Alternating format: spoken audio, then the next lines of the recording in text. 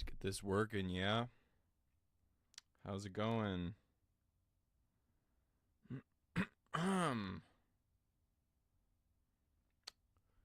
So, yeah. Give me 1 second here.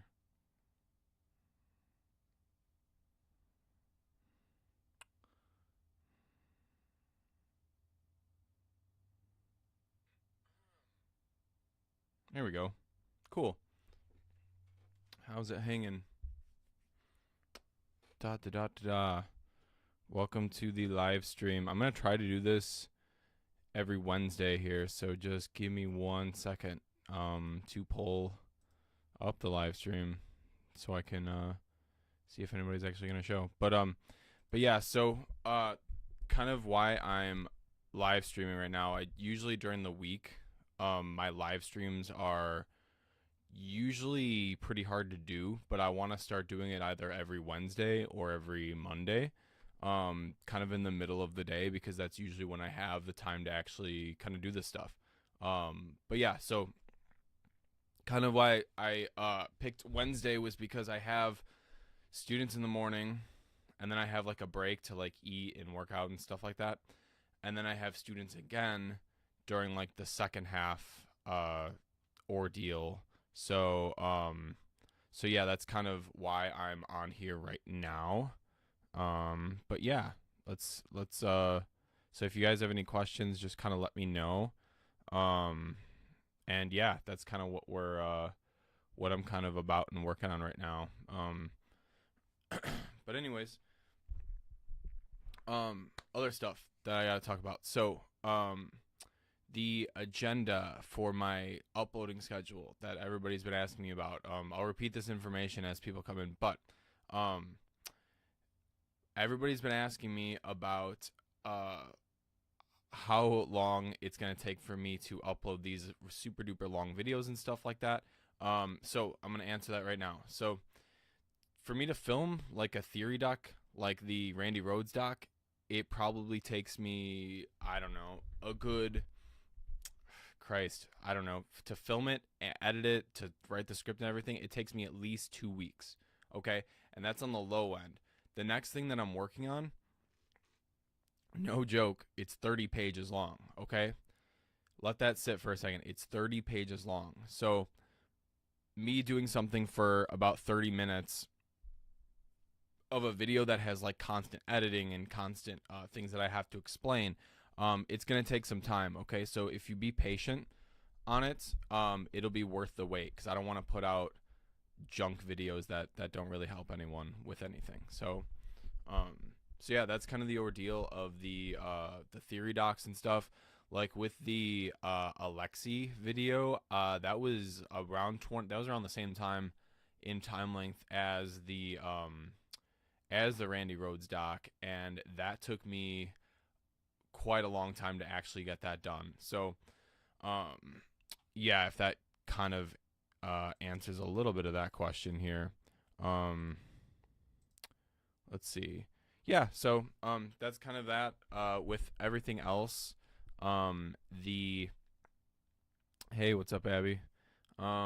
So that was kind of why I partially hopped on here. And otherwise, if people want to ask me questions along the way while I'm trying to explain some stuff, please ask me some questions.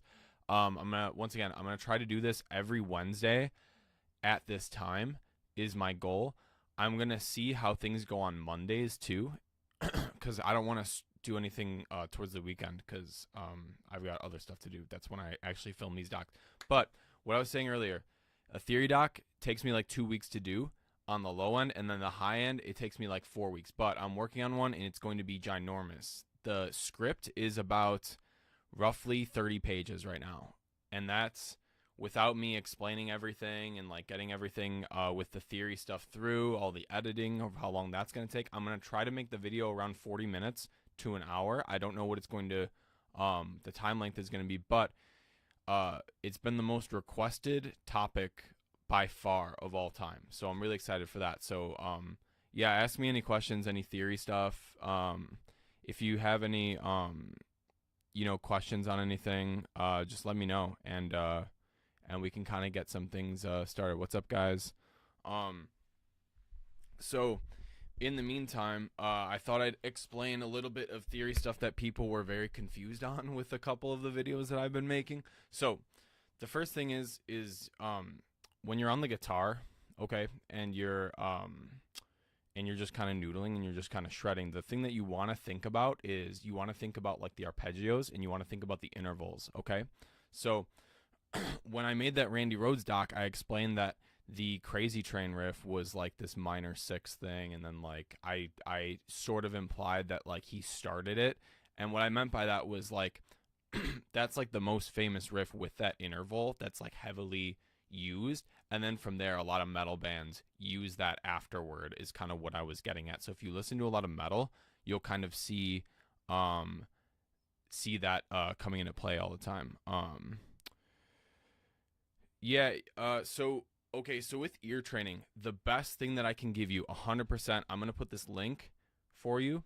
It's gonna be a website called musictheory.net. It is the greatest and free thing ever.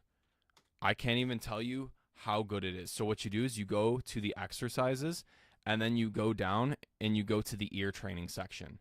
Okay? By far the best thing that you can do with it. Work on, can you recognize a scale just by your ear? Can you recognize an interval just by your ear? Can you recognize a chord just by your ear? Like if somebody plays, like I don't know if you can hear this, but if somebody plays like this chord, if you can recognize what that was a major chord. That's what's going to set you up for success. And here's the thing.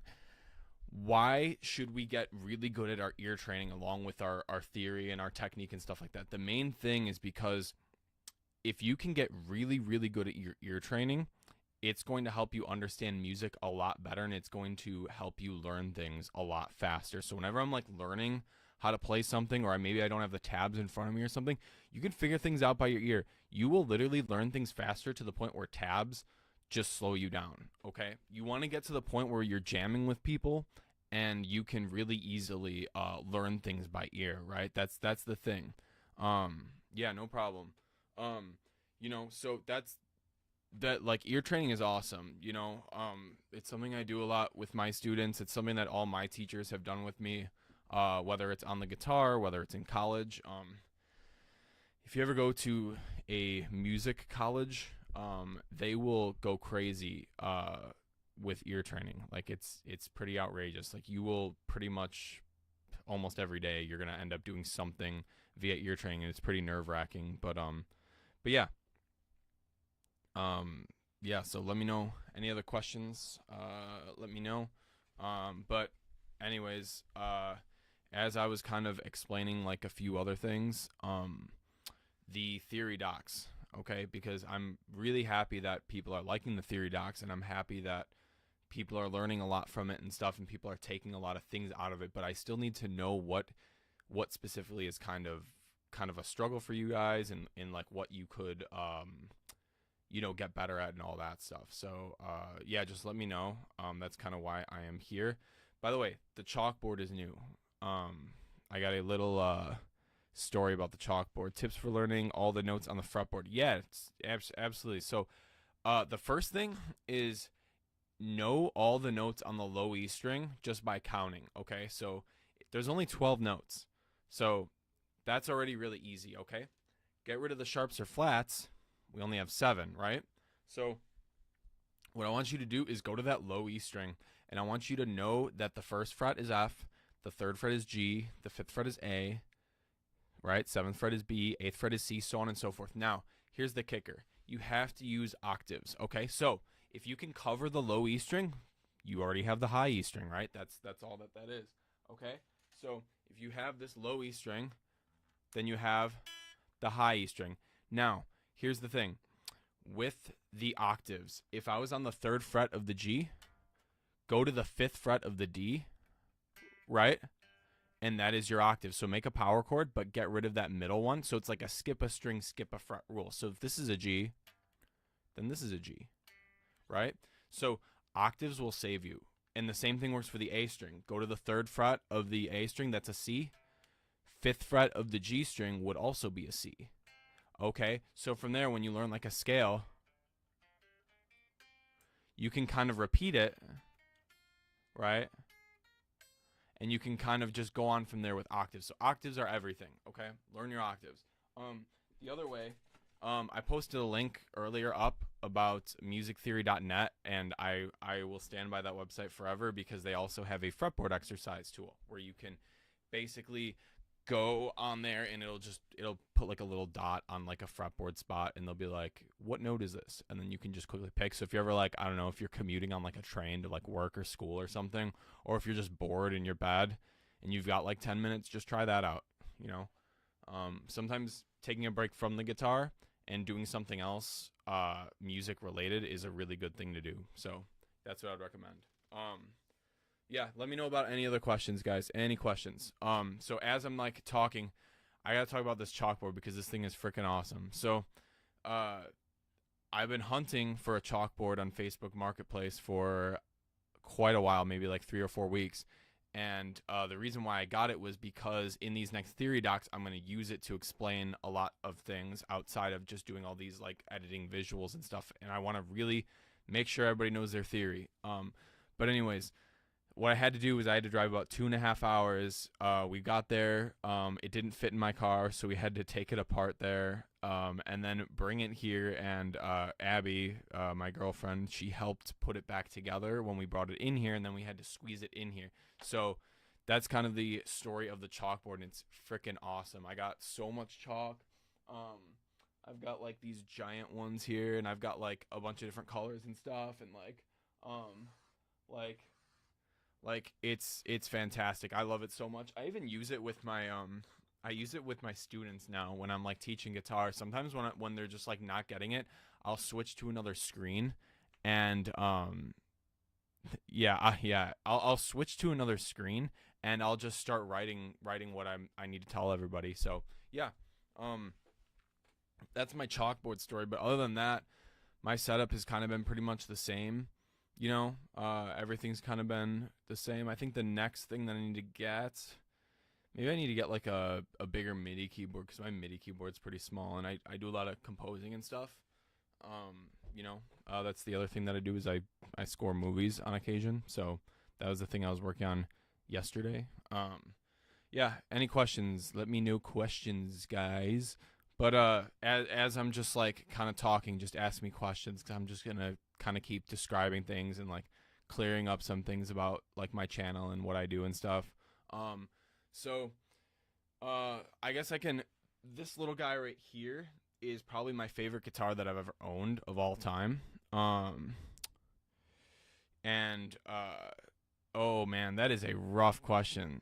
The whole tone scale. So the whole tone scale it's a rough one, okay? So the whole tone scale is just whole notes, right? So we're just going up in whole notes. And as you kind of said, it never sounds right. And here's the problem with it is if I play, like, let's say I play a whole tone scale and I start on the note C. So I play a C, a D, and an E, but then I play an F sharp and then a G sharp, right? Think about that. C, D, E. Okay, I'm going to write this down real quick. So we have C, D, E. Okay, those are our first 3 notes. I'll move out of the way in a second. You might not even be able to see it. But then we have what? F sharp, because that's up a whole step. And then we have a G sharp.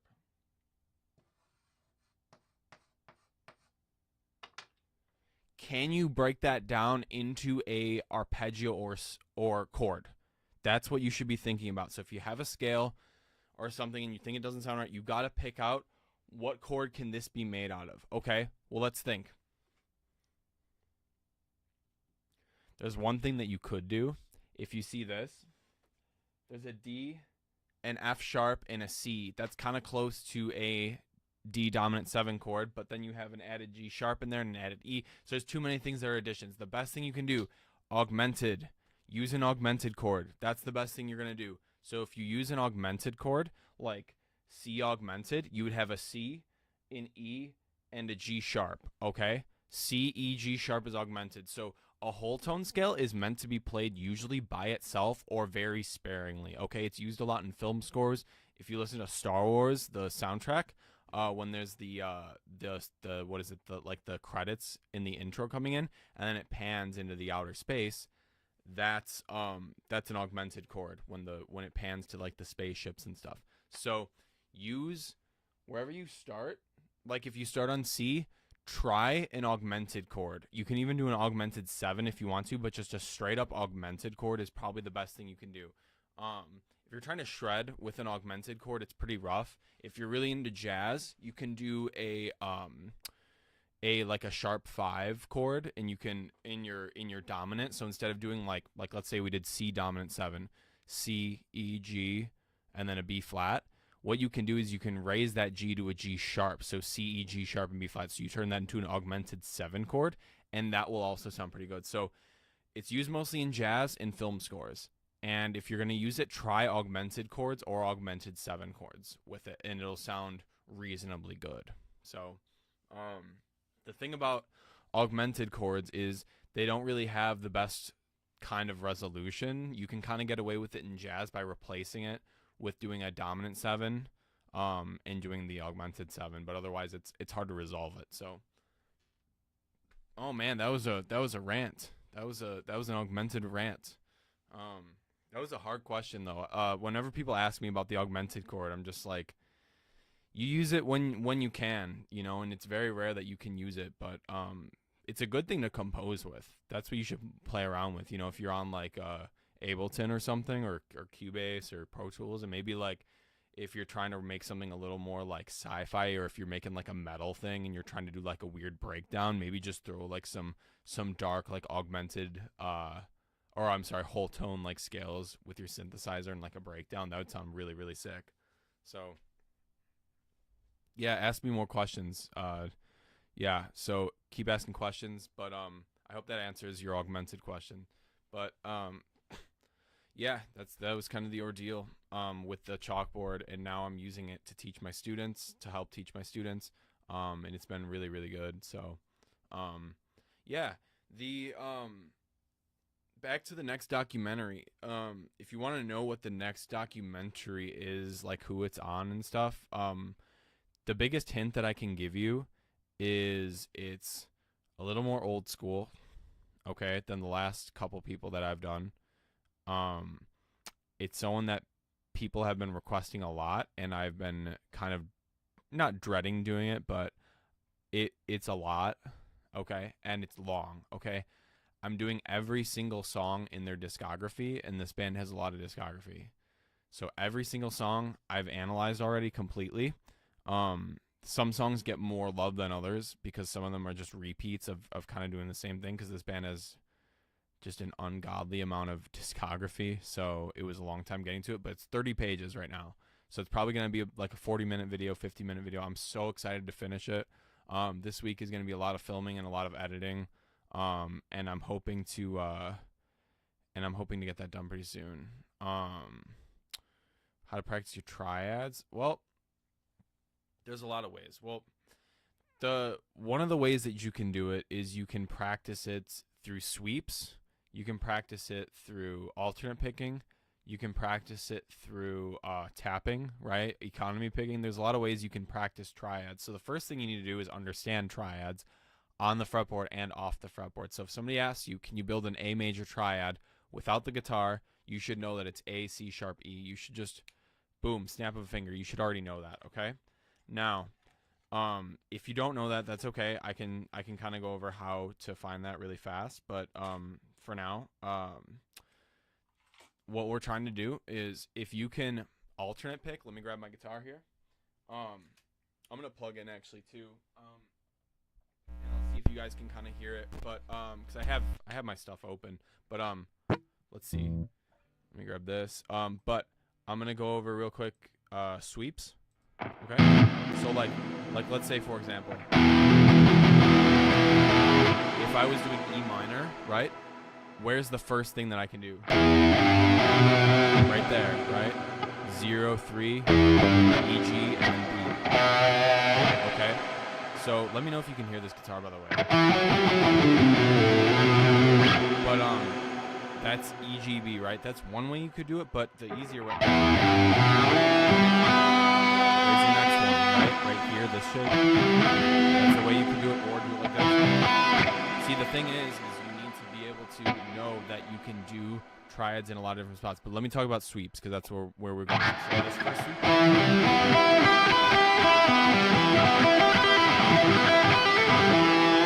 Right? That's your first sweep spot, okay? So from there, the next sweep spot we can do.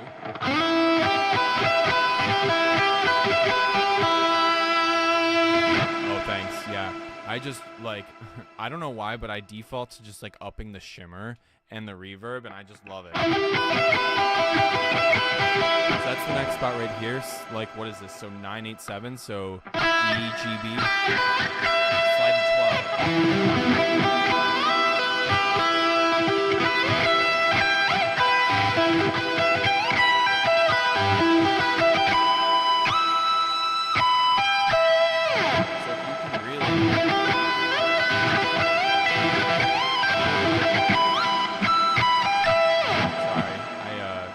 Yeah, but that's kind of what I mean. So first shape, D minor shape, but up here. Next shape, kind of like your bar chord, minor.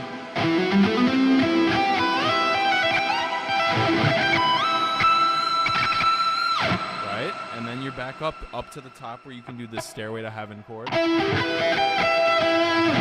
that's your way to do it via sweeps. The other way you can do it, if you really have the time to do it, you should absolutely do it, is if you can do it via alternating solos. And go up an octave, right? Right? Do it in your other. Right? Like in,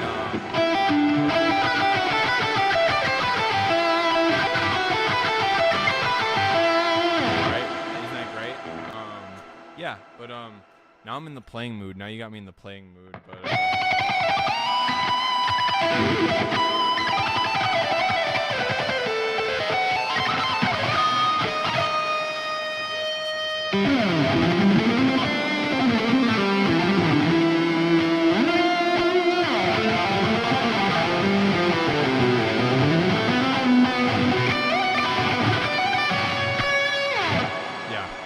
keep asking me questions, because I don't want to just like play and have you guys just sit here and be boring, because I know sometimes watching somebody just play guitar all day is boring. But anyways, the pick that I grabbed was this John Petrucci pick. This was my go-to, like, for, like, I swear, like 4 years or something like that. And then recently I got, let's see, I've been starting to like the big purple guys, the Dunlop, the big purple ones, and then I also like the Ernie Ball, those Ernie Ball Prodigy picks, I think is what it's called. And those ones are great. Those ones are really, really rad. I don't even know where my Prodigy is, so I just grabbed this one because my desk area gets cluttered so quickly after the day is over.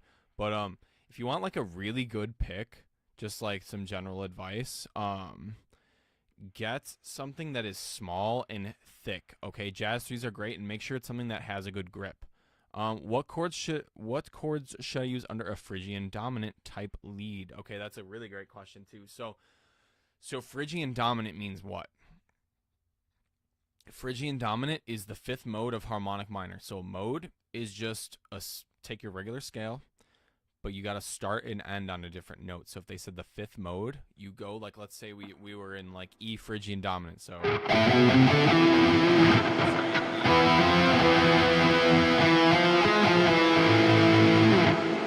a great scale, okay? So we're starting on E, so we do E, F, G sharp, right? And then A, B, C.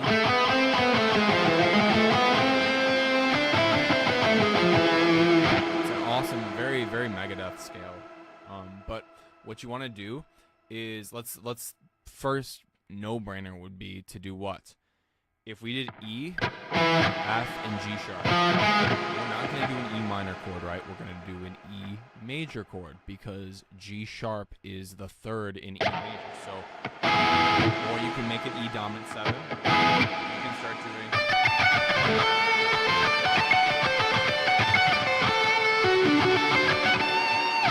that's already a great start. Is if you can start soloing, if you can use E dominant 7, okay, F major is fine, but it's more so like the 6 isn't gonna sound, or I'm sorry, the 2, the F major, sounds super great because it sounds a little too happy. I want the darker stuff. So use dominant 7, diminished for the G sharp.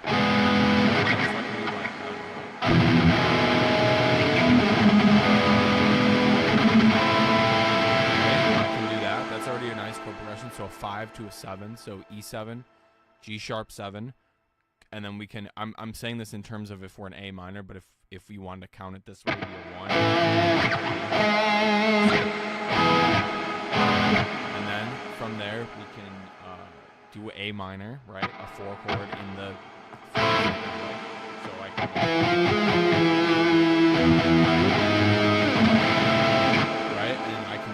Diminish or a half diminish if you will, right? If you don't know half diminish, all you gotta do is make a diminished arpeggio, so B, D, F. Okay, but instead of doing, you're gonna move this back to front. I'm sorry. Up a front. Okay, so that's kind of what I would recommend. So always go for that if you're doing E dominant, like, it's gonna sound so good if you use that E as a dominant 7, okay? And you use those arpeggios. Make use of those arpeggios. They're gonna sound great. Use your A minor, maybe A minor.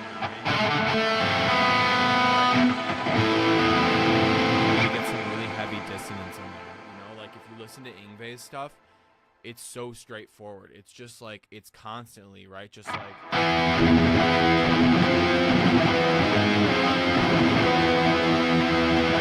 and what we want to do is we can spice that up a little bit. I can do like, so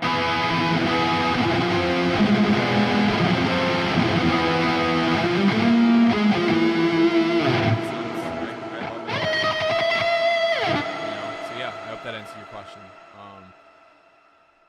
The thing about modes that confuses people is a lot of people give the description of a mode as if it's like, oh, minor scale, raised 6 scale degree, raised 6, right? Or if it's minor scale, lowered 2nd scale degree, or something like that. And that can really confuse the hell out of people, especially if they don't know a lot about theory really well. So what you want to do, if you know your stuff with like modes and stuff, explain to somebody who doesn't know modes, tell them that it's just a different note. You're starting on a different note in the same scale first, and then go the other way and start telling them about how, like, I don't know, D Dorian, right? Right, is the minor scale, D minor.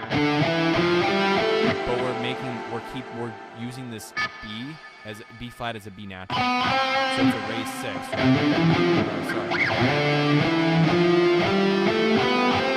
Right? It has a more hopeful sort of sound. So do everybody a solid and teach people modes like that. It'll really make somebody's day a lot better, because modes sound really scary. So.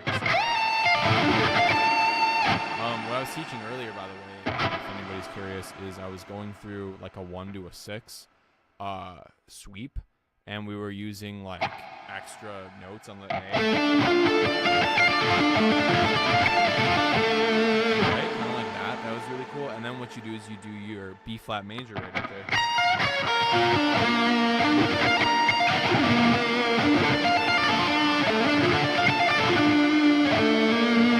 Move that up.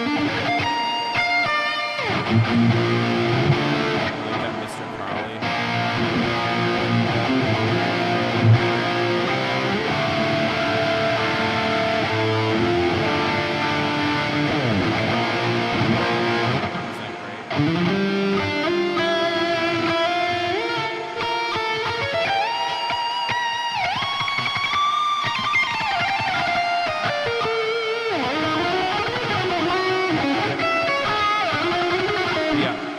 Please ask me more questions, because this is good stuff. We've gone over a lot of good theory and a lot of good guitar talk. So please don't be afraid to ask questions. Yeah, have a good day, dude. I'll see you soon.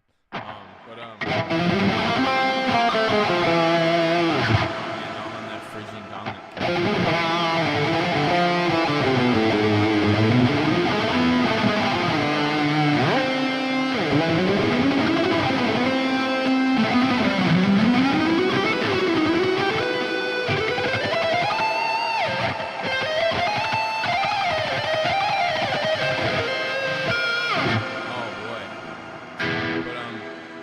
Please, guys, ask me questions. You know, but in the meantime, I'm gonna put down my guitar for 2 seconds. And by the way, this is an awesome guitar. This is a Schecter Classic. Highly recommend. How do I connect modes to my major and minor scales? That is a great question. Okay, so this confused the hell out of me in school. Oh my god. So the thing about a mode, so the first thing you need to understand is relative keys, right? I'm sure you, I don't know how much theory you know, but like I'm just gonna go over like what you need to know first. So like a relative key, right? Like C major and A minor are relative to each other. So you can play a C major scale and then an A minor scale, and they come out to the same notes, just starting and ending on a different note because they're with the formula of whole steps and half steps, it's the same whole ordeal. Okay. Okay. So we know that is already a mode. Your major scale is going to be called Ionian and your minor scale is called Aeolian. You already know that. That's a 1 to a 6, right? C to A, right? Or you can just back 3 frets, up 3 frets. You already know that stuff. Now, if C is Ionian, then D is Dorian. E is Phrygian, F is Lydian, G is Mixolydian, Aeolian is A, as we just said, and B is Locrian. Go to your relative minor, which is, let's see. So your relative minor is A, so that's Aeolian, right? So that means that if Aeolian is your 1, B, Locrian is your 2, and then C is your 3. So Ionian is now your 3rd. So the first thing you need to understand is that the modes don't change, just the numbered spots do change. Okay, now here's where the kicker comes in. Let's say you're in C major. Let's say somebody's playing like a really easy, like stupid easy Ramones chord progression, right? Here's what you do. You can go through your modes of C major. Right? You can keep going through all of the modes. But what I want you to do is I want you to, especially when more darker chords get hit, go to your relative minor, try that out, and then start going through the modes of your relative minor, because you're going to get new positions, you're going to get new spots, you're going to get new octaves and new soloing ideas. I hope that kind of makes sense. So we're basically saying the major and the minor scale, they are related to each other in the three half steps, right? Or 3 frets of C major, back 3 frets, A minor. Okay, so that's good stuff, right? Now, kind of what we want to do with that is the modes of the major scale can convert to the modes of the minor scale. So D Dorian is the 2nd scale degree of C. Now Dorian for A is the 4th scale degree. That means that the next one is Phrygian, right? Next one is Lydian. Okay, so everything works in the same way. It's just in a different order. Okay. Yeah, but you're 5 o'clock. You're in my 5 o'clock. Oh, you got me at 5. Let's see. I'm trying to think of who this is, cause I know I have a 5 o'clock, but I don't know if we're in the same time zone. But no, I'm doing good. Just been working a lot. Wednesday is like my busiest day ever. You know, Wednesday is a really busy day for me, but it's okay, you know, like this is what I do, especially Monday, Wednesday. Those are my busy days. It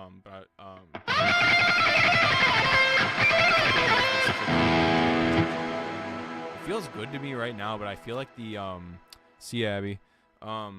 but I don't know if I can keep the switch. But like, do you hear that?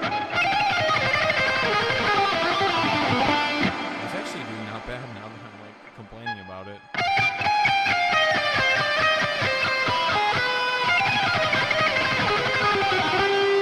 I love this one, by the way. Go up a little bit.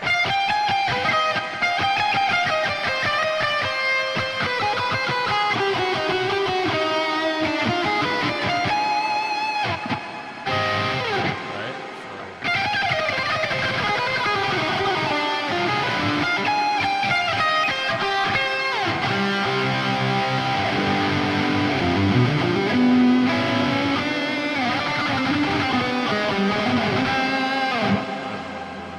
With all that stuff, but big thing that I've been working on lately, because everybody should be practicing. I don't care how good you are, you should always be practicing. Apparently Yngwie Malmsteen doesn't practice. That's not good. But I've been working a lot on my pick slanting. And just like really making sure that I'm turning in the right spot. Even like sometimes I'm still I'm doing pretty well. It's like going good in terms of the smoothness, but there's still some licks that get me. Hardest guitar technique. Right now, hardest guitar technique right now. That's a toughie. I feel like the most important is pick slanting, but the hardest, I'm kind of feeling thumping is been pretty tough lately. You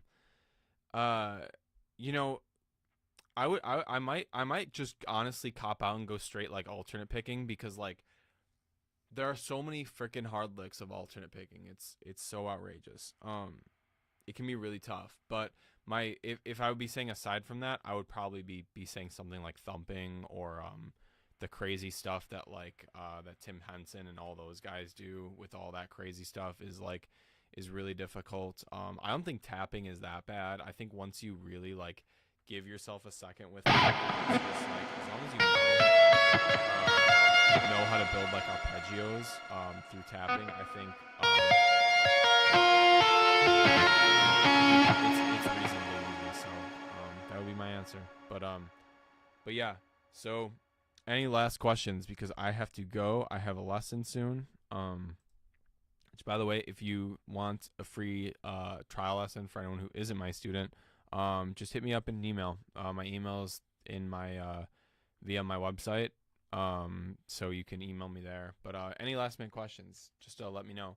Because this is really fun. I think I'm gonna leave this up too on the channel, so that way people can watch it and learn stuff, right? You know, and I'm gonna be sitting in a chair for the next like 5 hours teaching. So I figured I may as well do this I'm gonna try to do this every Wednesday. Yeah. So any last minute questions? Questions.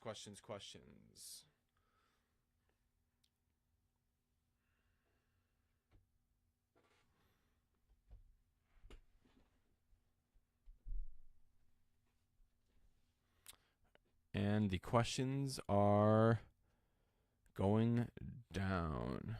So yeah, I think that'll do it for me, guys.